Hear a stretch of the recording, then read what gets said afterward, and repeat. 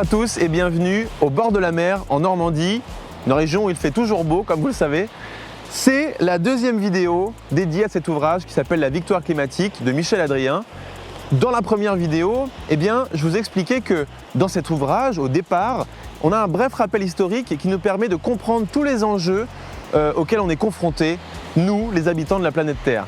Dans cette vidéo, je vais vous parler des phénomènes qui ont permis à l'Europe d'avoir des révolutions industrielles et technologiques entre le XVIIe et le XXe siècle.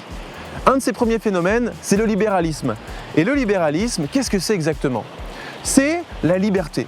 La liberté de créer, d'agir, d'entreprendre.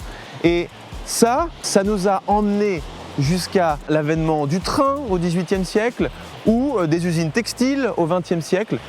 L'être humain était capable et avait la possibilité de dire « je », moi, et puis finalement, d'évoluer. La victoire climatique aborde également le phénomène du capitalisme, qui, combiné au libéralisme, est à l'origine de l'essor et de l'évolution grandissante de l'humanité au fil des 300-400 dernières années. Mais Michel Adrien nous dresse un bilan plutôt mitigé, puisqu'il dit également que le capitalisme pourrait mettre en péril notre monde s'il n'est pas régulé.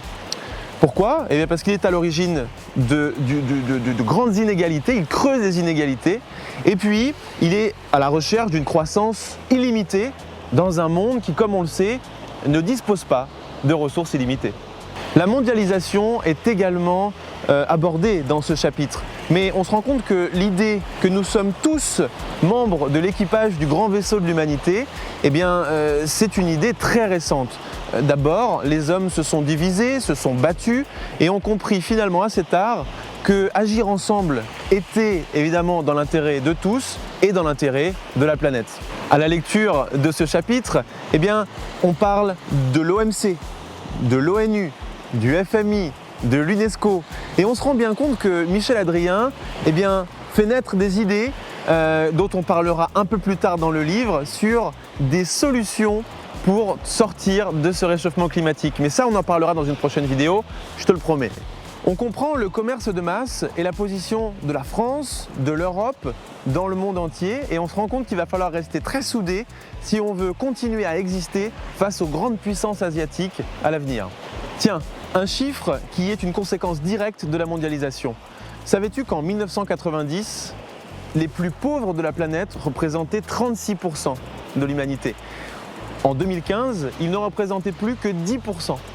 26% d'écart, 26% de moins de population très pauvre, alors que la population mondiale n'a cessé d'augmenter. C'est un chiffre relativement marquant. Michel Adrien aborde la démondialisation et nous explique ce qu'est pour lui le nationalisme et il transitionne vers le thème principal de ce livre, qui est le climat. Il nous explique avec poésie ce qu'est l'altermondialisme selon lui. La croissance économique a pris le pas sur l'environnement. Nous consommons chaque année plus que ce que la planète peut nous offrir. Il faut savoir qu'en 2020, on avait consommé toutes les ressources d'un an en août, alors qu'en 1970, c'était en décembre. Si on réduit nos émissions de CO2 de 50%, on peut gagner 2 mois et demi.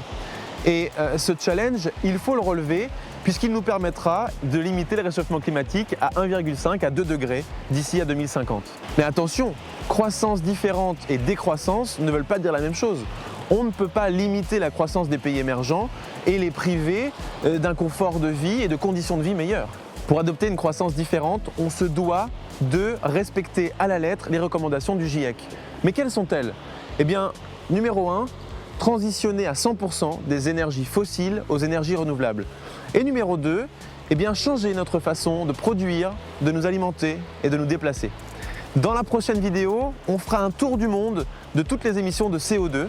Et en attendant, je vous souhaite une belle journée, une belle matinée, une belle semaine et je vous dis à bientôt dans une prochaine vidéo.